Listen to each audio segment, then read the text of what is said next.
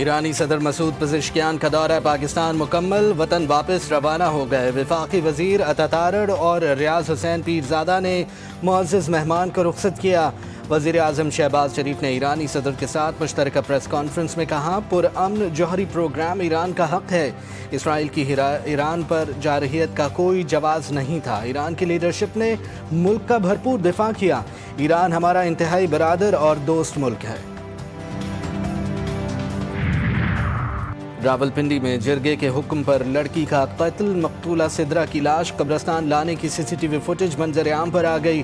مقتولہ کو لوڈر رکشے میں قبرستان لایا گیا۔ مقتولہ سدرا کو 17 جولائی کو جرگے کے حکم پر قتل کیا گیا تھا۔ اور کوئٹہ کے علاقے سریاب سے بچیوں کی بوری بند ملنے والی لاشوں کا معمہ حل، بچیوں کو سگی ماں نے قتل کیا۔ پولیس کے مطابق ملزمہ نے تنگ کرنے پر بچیوں کو منہ پر تکیہ رکھ کر قتل کیا۔ ملزمہ نے دوران تفتیش اعتراف جرم کر لیا۔ ہمارے لوگوں نے کنوکشن ایسا کہ ڈسکوالیفیکیشن ایسے کہ اس کے ساتھ اپنی باری پلے کر دی، اپنا قیمت چکا دیا۔ اب مقتدرہ کے حلقوں کی باری ہے، وہ کوئی رول پلے کرے، وہ اس تناؤ کو کم کرے۔ ہوش کے نہ ان لو، کچھ آسانی پیدا کرو۔ مزید کنوکشن اور ڈسکوالیفیکیشن سے سیاسی تناؤ بڑھے گا۔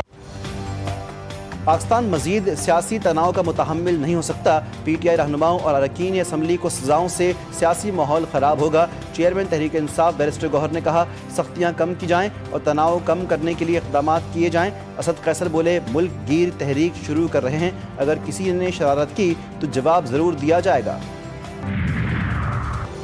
بلوچستان کابینہ میں رد و بدل کا فیصلہ، 4 وزراء سمیت 5 مشیران کو تبدیل کیے جانے کا امکان۔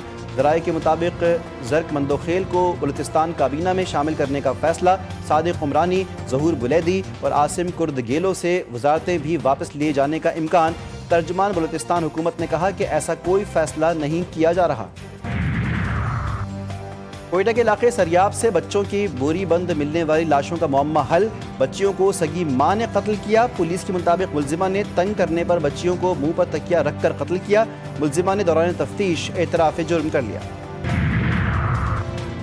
راولپنڈی میں جرگے کے حکم پر لڑکی کا قتل، مقتولہ سدرا کی لاش قبرستان لانے کی فوٹیج منظر عام پر آ گئی۔ مقتولہ کو لوڈر رکشے میں قبرستان لایا گیا۔ مقتولہ سدرا کو 17 جولائی کو جرگے کے حکم پر قتل کیا گیا تھا۔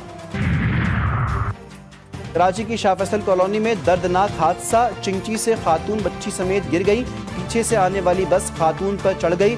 24 سالہ اقرا جامحق 5 ماہ کی بچی زخمی۔ لاہور میں موسلادھار بارش سے سائن بورڈز گرنے سے ایک شخص جامحق، بادامی باغ میں کمرے کی چھت گر گئی، 4 افراد زخمی۔ پی ڈی ایم میں پنجاب کا مانسون بارشوں کا چھٹا اسپیل الرٹ جاری، آج سے 7 اگست تک پنجاب بھر میں شدید بارشوں کی پیشگوئی۔ 6 اگست کو بلوچستان اور سندھ میں بھی تیز بارشیں متوقع، ندی نالوں میں طغیانی اور اربن فلڈنگ کا خدشہ۔ گلگت بلتستان میں حالیہ سیلابی تباہ کاریوں کے بعد بحالی کے کاموں میں تیزی۔